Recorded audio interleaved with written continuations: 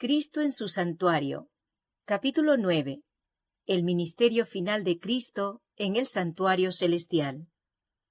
La prédica de una fecha precisa para el juicio, en la proclamación del primer mensaje, fue ordenada por Dios. El cómputo de los períodos proféticos en que se basa ese mensaje, que colocan el fin de los 2300 días en el otoño de 1844, permanece firme, sin impugnación.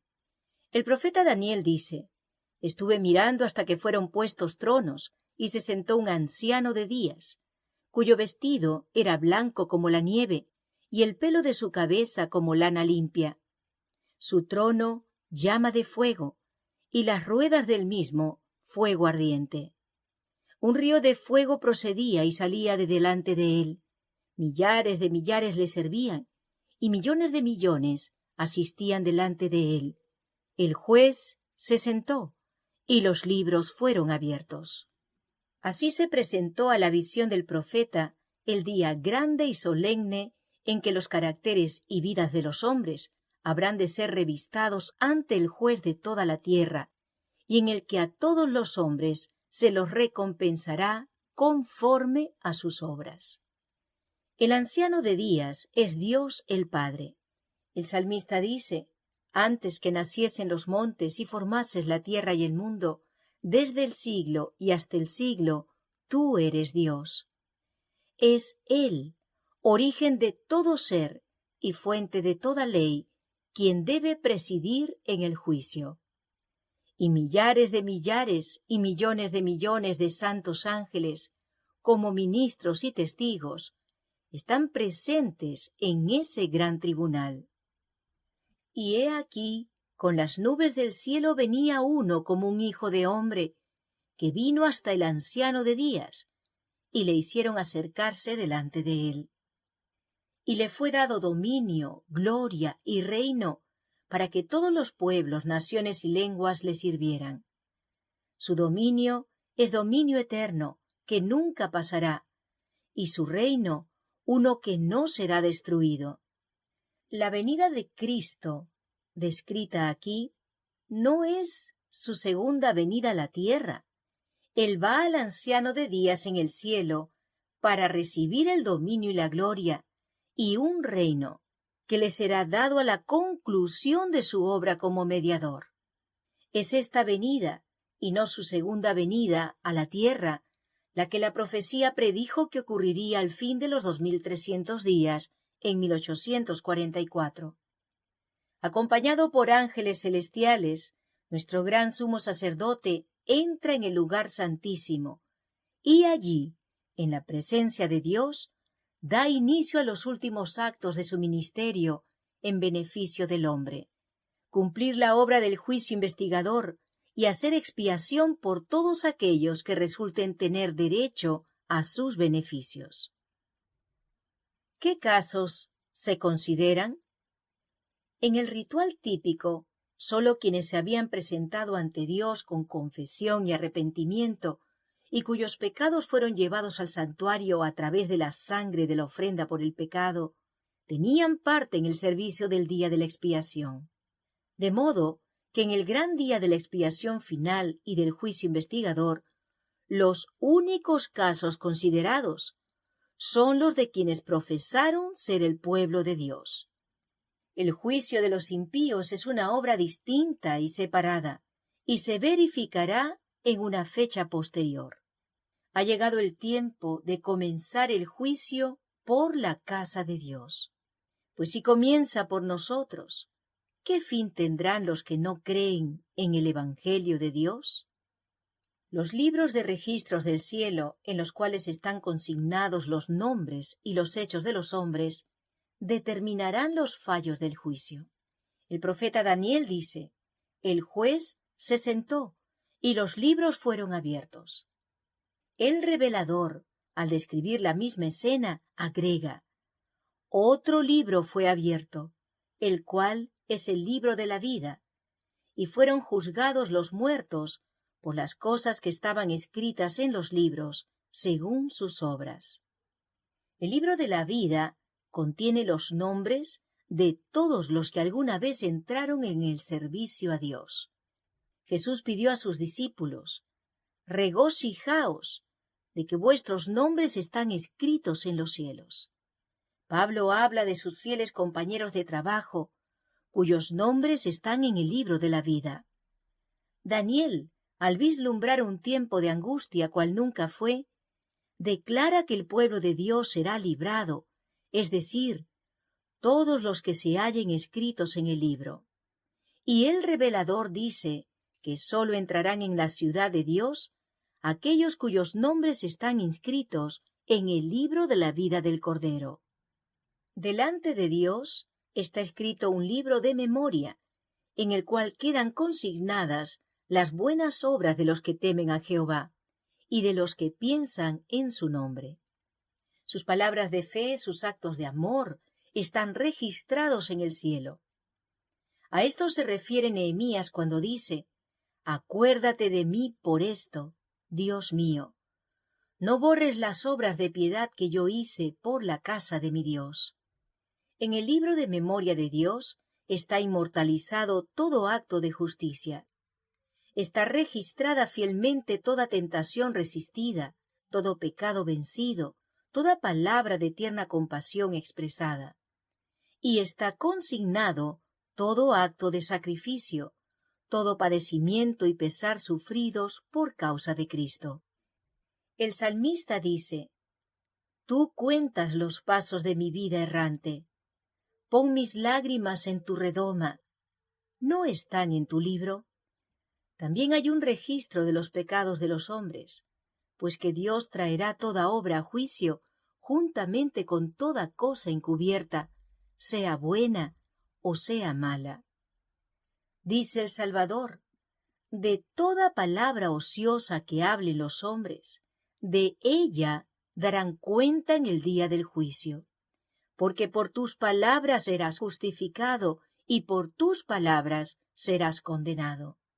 Los propósitos y motivos secretos aparecen en el registro infalible, pues Dios sacará a la luz lo que está oculto en la oscuridad y pondrá al descubierto las intenciones de cada corazón. He aquí que esto está escrito delante de mí: vuestras iniquidades y las iniquidades de vuestros padres juntamente, dice Jehová. La obra de cada persona pasa bajo la mirada de Dios y es registrada como fiel o infiel.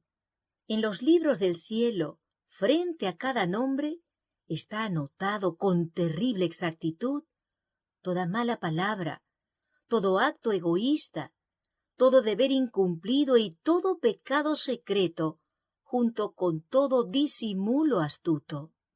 Las admoniciones o reconvenciones divinas despreciadas, los momentos malgastados, las oportunidades no aprovechadas, la influencia ejercida para bien o para mal, con sus abarcantes resultados, todo fue anotado por el ángel registrador.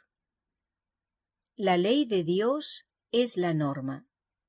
La ley de Dios es la regla por la cual serán probados los caracteres y las vidas de los hombres en el juicio. Dice el sabio: teme a Dios y guarda sus mandamientos, porque esto es la suma del deber humano. Pues Dios traerá toda obra a juicio. Y el apóstol Santiago amonesta a sus hermanos: así hablad y así obrad, como hombres que van a ser juzgados por la ley de libertad. Los que en el juicio serán tenidos por dignos, tendrán parte en la resurrección de los justos. Jesús dijo: los que serán tenidos por dignos de alcanzar aquel siglo venidero y la resurrección de entre los muertos, son iguales a los ángeles, y son hijos de Dios, siendo hijos de la resurrección. Y además declara que los que hicieron lo bueno saldrán a resurrección de vida. Los justos muertos no serán resucitados hasta después del juicio en el cual habrán sido considerados dignos de la resurrección de vida. De esto se deduce que no estarán presentes en persona ante el tribunal cuando sus registros sean examinados y sus causas falladas. Jesús el abogado. Jesús aparecerá como el abogado de ellos, para interceder en su favor ante Dios. Si alguno hubiere pecado, abogado tenemos para con el Padre, a Jesucristo el justo. Cristo no entró en un santuario hecho por manos humanas, simple copia del verdadero santuario, sino en el cielo mismo, para presentarse ahora ante Dios en favor nuestro. Por eso también puede salvar por completo a los que por medio de él se acercan a Dios, ya que vive siempre para interceder por ellos. A medida que los libros de registros se van abriendo en el juicio, las vidas de todos los que hayan creído en Jesús pasan ante Dios para ser examinadas por él. Empezando con los que vivieron primero en la tierra, nuestro abogado presenta los casos de cada generación sucesiva y termina con los vivos. Cada nombre es mencionado, cada caso cuidadosamente investigado. Habrá nombres que serán aceptados y nombres rechazados. Cuando alguien tenga en los libros de registros pecados de los cuales no se arrepintió y no fueron perdonados, su nombre será borrado del libro de la vida y el registro de sus buenas obras será borrado del libro de memoria de Dios. El Señor declaró a Moisés: «Al que haya pecado contra mí, a éste borraré de mi libro». Y el profeta Ezequiel dice: «Si el justo se apartare de su justicia y cometiere maldad, ninguna de las justicias que hizo le serán tenidas en cuenta». A todos los que se hayan arrepentido verdaderamente de su pecado y por medio de la fe reclamen la sangre de Cristo como su sacrificio expiatorio, se les ha inscrito el perdón frente a sus nombres en los libros del cielo. Como llegaron a ser partícipes de la justicia de Cristo y su carácter está en armonía con la ley de Dios, sus pecados serán borrados y ellos mismos serán considerados dignos de la vida eterna. El Señor declara a través del profeta Isaías: Yo soy aquel que borro tus transgresiones a causa de mí mismo, y no me acordaré más de tus pecados. Jesús dijo: El que venciere será vestido de vestiduras blancas, y no borraré su nombre del libro de la vida, y confesaré su nombre delante de mi Padre y delante de sus ángeles. A cualquiera, pues, que me confiese delante de los hombres, yo también lo confesaré delante de mi Padre que está en los cielos. Y a cualquiera que me niegue delante de los hombres, yo también lo negaré delante de mi Padre que está en los cielos. La escena del juicio. El más profundo interés manifestado entre los hombres por los fallos de los tribunales terrenales solo representa débilmente el interés manifestado en las cortes celestiales, cuando los nombres inscritos en el libro de la vida desfilan ante el juez de toda la tierra. El intercesor divino aboga para que a todos los que han vencido por medio de la fe en su sangre se les perdonen sus transgresiones, con el fin de que sean restituidos a su hogar edénico y coronados como coherederos del señorío primero. Satanás, con sus esfuerzos para engañar y tentar a nuestra raza, había pensado frustrar el plan divino con la creación del hombre. Pero Cristo ahora pide que este plan sea llevado a cabo como si el hombre jamás hubiese caído. Pide para su pueblo no sólo el perdón y la justificación plenos y completos, sino además participación en su gloria y un asiento en su trono. Mientras Jesús intercede por los súbditos de su gracia, Satanás los acusa ante Dios como transgresores. El gran seductor procuró arrastrarlos al escepticismo, hacerles perder la confianza en Dios, separarse de su amor y transgredir su ley. Ahora él señala el registro de sus vidas, los defectos de carácter, la falta de semejanza con Cristo, lo que deshonró a su Redentor, todos los pecados que los indujo a cometer, y a causa de éstos los reclama como sus súbditos. Jesús no disculpa sus pecados, pero muestra su arrepentimiento y fe, y reclamando el perdón para ellos, levanta sus manos heridas ante el Padre y los santos ángeles y dice: «Los conozco por nombre. Los he grabado en las palmas de mis manos». Los sacrificios de Dios son el espíritu quebrantado. Al corazón contrito y humillado no despreciarás tú, oh Dios.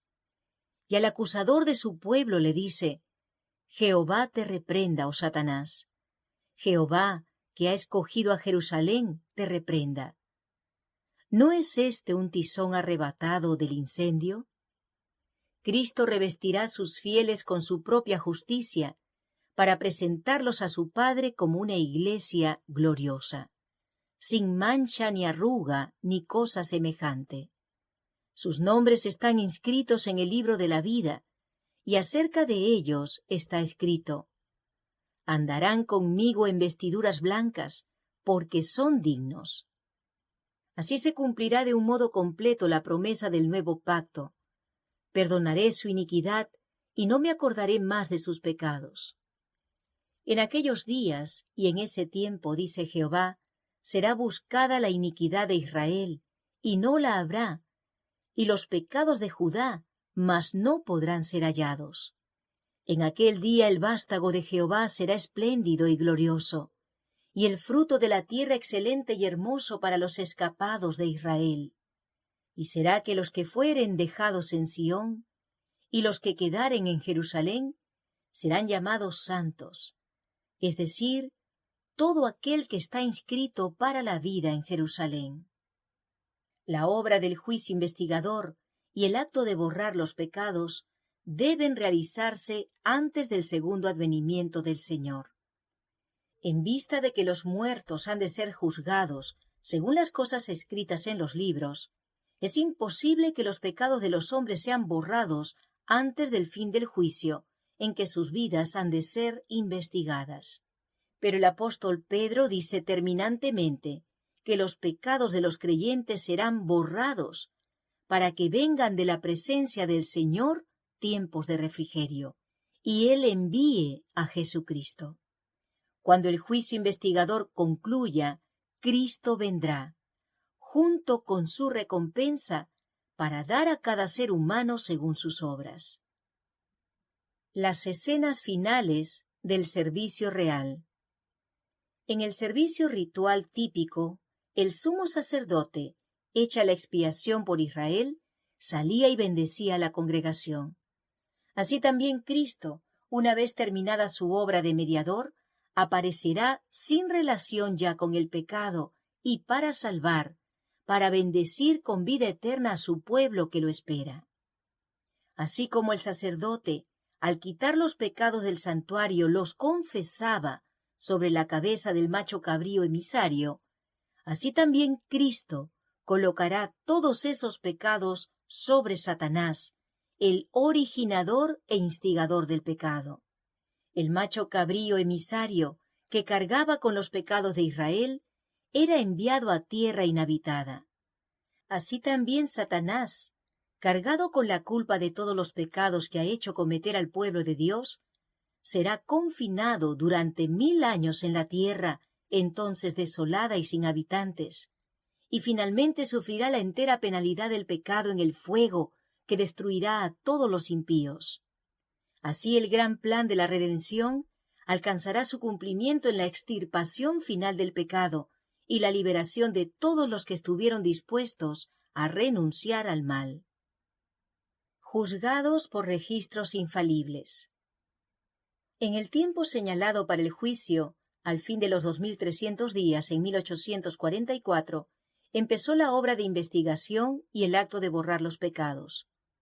Todos los que alguna vez hayan tomado sobre sí el nombre de Cristo deben pasar por ese riguroso examen. Tanto los vivos como los muertos deben ser juzgados de acuerdo con las cosas escritas en los libros, según sus obras. Los pecados de los cuales no haya habido arrepentimiento y que no hayan sido abandonados no serán perdonados ni borrados de los libros de registros, sino que permanecerán como testimonio contra el pecador en el día de Dios. El pecador pudo haber cometido sus malas acciones a la luz del día o en la oscuridad de la noche, pero son conocidas y manifestadas para aquel a quien tenemos que dar cuenta. Siempre hubo ángeles de Dios que fueron testigos de cada pecado y lo registraron en los libros infalibles. El pecado puede ser ocultado, negado, encubierto del padre, la madre, la esposa, los hijos y las amistades. Nadie, fuera de los mismos culpables, tendrá quizás la más mínima sospecha del mal. Pero aparece desnudo ante los seres celestiales. Las tinieblas de la noche más oscura, el secreto de todas las estratagemas engañosas, no son suficientes para velar un pensamiento del conocimiento del Eterno. Dios lleva un registro exacto de todo acto injusto y hecho ilícito. No se deja engañar por una apariencia de piedad. No se equivoca en su apreciación del carácter. Los hombres pueden ser engañados por seres corruptos de corazón, pero Dios penetra todos los disfraces y lee la vida interior. ¡Qué pensamiento tan solemne! Día tras día que pasa a la eternidad, lleva consigo su caudal de anotaciones para los libros del cielo. Las palabras pronunciadas, los actos realizados, jamás pueden ser revocados. Los ángeles tomaron nota tanto de lo bueno como de lo malo. El conquistador más poderoso sobre la tierra no puede anular el registro de un solo día siquiera. Nuestros actos, nuestras palabras, hasta nuestros motivos más secretos, todo tiene su peso en decidir nuestro destino para dicha o desdicha. Aunque podemos llegar a olvidarlos, ellos testificarán para justificar o condenar. Así como los rasgos de la fisonomía son reproducidos con minuciosa exactitud sobre la pulida lámina del artista, así también el carácter está delineado fielmente en los libros del cielo. No obstante, cuán poca preocupación se siente respecto a ese registro que debe ser examinado por los seres celestiales. Si se pudiera descorrer el velo que separa el mundo visible del invisible, y los hijos de los hombres pudiesen ver a un ángel apuntar cada palabra y cada acto que volverán a encontrar en el día del juicio, ¿cuántas palabras que se pronuncian cada día se dejarían de pronunciar? ¿Cuántos actos se dejarían de realizar? En el juicio se examinará el uso de cada talento. ¿Cómo hemos empleado el capital que el cielo nos concediera? A su venida, ¿recibirá el Señor lo suyo con intereses? ¿Hemos perfeccionado las facultades que fueran confiadas a nuestras manos, nuestro corazón y nuestro cerebro para la gloria de Dios y la bendición del mundo? ¿Cómo hemos empleado nuestro tiempo, nuestra pluma, nuestra voz, nuestro dinero, nuestra influencia? ¿Qué hemos hecho por Cristo en la persona de los pobres, los afligidos, los huérfanos o las viudas? Dios nos hizo depositarios de su santa palabra. ¿Qué hemos hecho con la luz y la verdad que se nos confió para hacer a los hombres sabios para la salvación? No se da ningún valor a una mera profesión de fe en Cristo. Solo se tiene por genuino el amor que se muestra en obras. Con todo, el amor es lo único que a la vista del cielo da valor a un acto cualquiera. Todo lo que se hace por amor, por insignificante que pueda parecer en opinión de los hombres, es aceptado y recompensado por Dios. El egoísmo escondido de los hombres aparece publicado en los libros del cielo.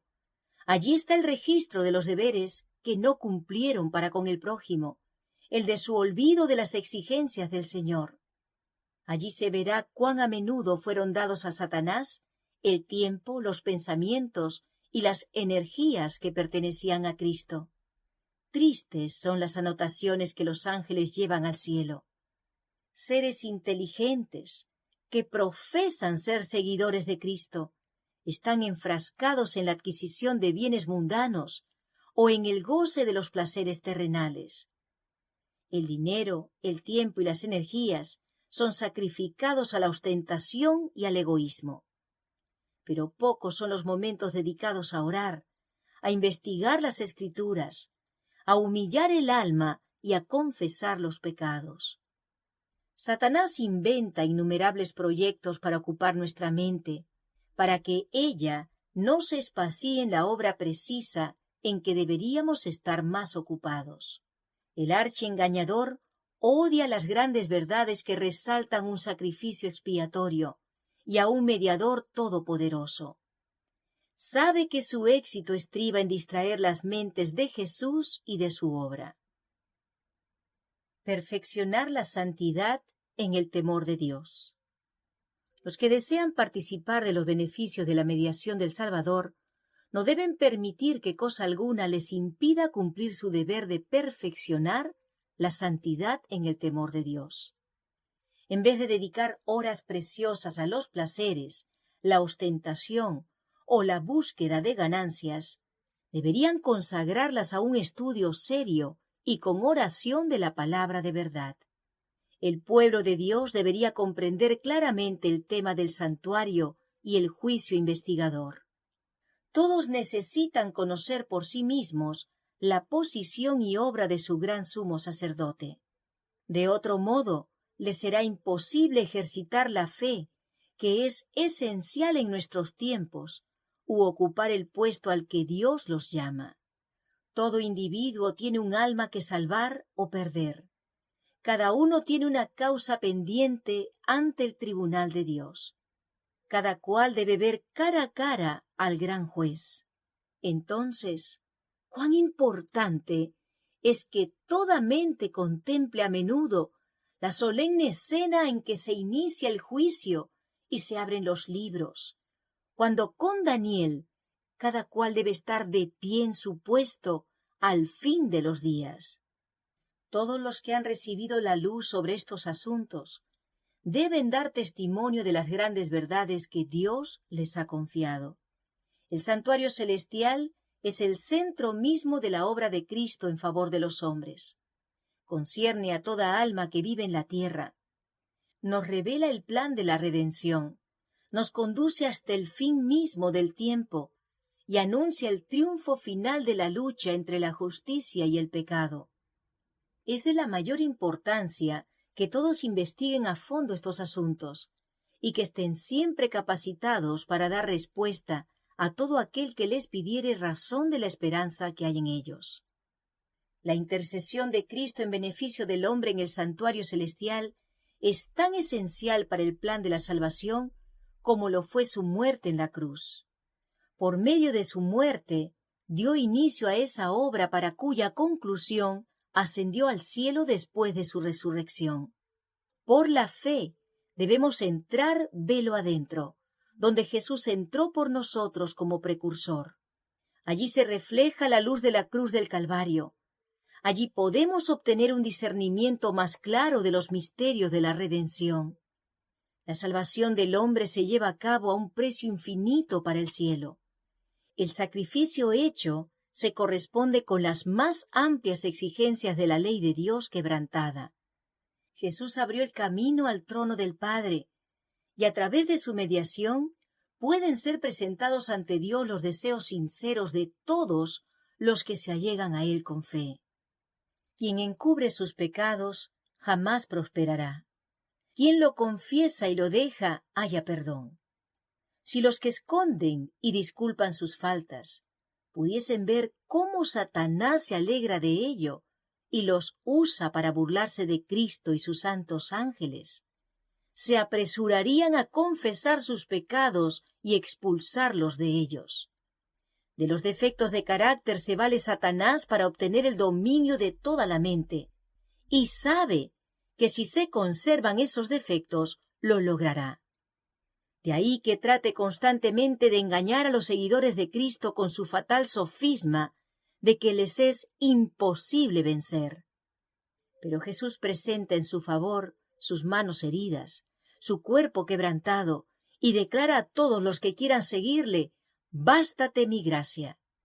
Llevad mi yugo sobre vosotros, y aprended de mí, que soy manso y humilde de corazón, y hallaréis descanso para vuestras almas, porque mi yugo es fácil y ligera mi carga». Entonces, nadie considere sus defectos como incurables. Dios concederá fe y gracia para vencerlos. Estamos viviendo en el gran día de la expiación. Estamos viviendo ahora en el gran día de la expiación. Cuando en el servicio típico el sumo sacerdote hacía la expiación por Israel, todos debían afligir sus almas por medio del arrepentimiento de sus pecados y la humillación ante el Señor, si no querían verse separados del pueblo. De la misma manera, todos los que desean que sus nombres sean conservados en el libro de la vida, deben ahora, en los pocos días que les quedan de este tiempo de gracia, afligir sus almas ante Dios con verdadero arrepentimiento y dolor por sus pecados. Hay que escudriñar honda y sinceramente el corazón. Hay que extirpar el espíritu liviano y frívolo al que se entregan tantos cristianos de profesión. Empeñada lucha espera a todos aquellos que quieran subyugar las malas inclinaciones que tratan de dominarlos. La obra de preparación es una obra individual. No somos salvados en grupos. La pureza y devoción de uno no suplirá la falta de estas cualidades en otro. Si bien todas las naciones deben pasar en juicio ante Dios, sin embargo, Él examinará el caso de cada individuo con un escrutinio tan estricto y minucioso como si no hubiese otro ser en la tierra. Cada uno tiene que ser probado y encontrado sin mancha, ni arruga, ni cosa semejante. Solemnes son las escenas relacionadas con la obra final de expiación. Incalculables son los intereses involucrados en ella. El juicio se lleva ahora adelante en el santuario celestial. Esta obra se viene realizando desde hace muchos años. Pronto, nadie sabe cuándo, les tocará ser juzgados a los vivos. En la augusta presencia de Dios, nuestras vidas deberán ser examinadas. En este tiempo más que en cualquier otro, conviene que toda alma preste atención a la advertencia del Salvador. Velad y orad, porque no sabéis cuándo será el tiempo, pues si no velas, vendré sobre ti como ladrón, y no sabrás a qué hora vendré sobre ti. Cuando concluya la obra del juicio investigador, quedará decidida la suerte de todos para vida o para muerte. El tiempo de gracia terminará poco antes que el Señor aparezca en las nubes del cielo. Al mirar hacia ese tiempo, Cristo declara en el Apocalipsis: el que es injusto, sea injusto todavía, y el que es inmundo, sea inmundo todavía, y el que es justo, practique la justicia todavía, y el que es santo, santifíquese todavía. He aquí yo vengo pronto, y mi galardón conmigo, para recompensar a cada uno según sea su obra. Los justos y los impíos continuarán viviendo en la tierra en su estado mortal. Los hombres seguirán plantando y edificando, comiendo y bebiendo, inconscientes todos ellos de que la decisión final e irrevocable ha sido pronunciada en el santuario celestial. Antes del diluvio, después que Noé hubo entrado en el arca, Dios lo encerró en ella y dejó afuera a los impíos. Pero por espacio de 7 días, la gente, sin saber que su sentencia estaba determinada, continuó en su despreocupada vida amante de los placeres, y se mofaba de las advertencias de un juicio inminente. El Salvador dice: así será también la venida del Hijo del Hombre. Silenciosamente, inadvertida como ladrón a medianoche, llegará la hora decisiva que marca el irrevocable destino de cada ser humano, el retiro final del ofrecimiento de misericordia dirigido a los culpables. Velad, pues, para que cuando venga de repente no os halle durmiendo. Peligrosa es la condición de quienes, cansándose de velar, se vuelven a los atractivos del mundo. Mientras el hombre de negocios está absorto en el afán de lucro, mientras el amante de los placeres está buscando cómo complacerse, Mientras la esclava de la moda está renovando su vestuario, puede ser que en ese momento el juez de toda la tierra pronuncie la sentencia: ha sido pesado en la balanza y ha sido hallado falto.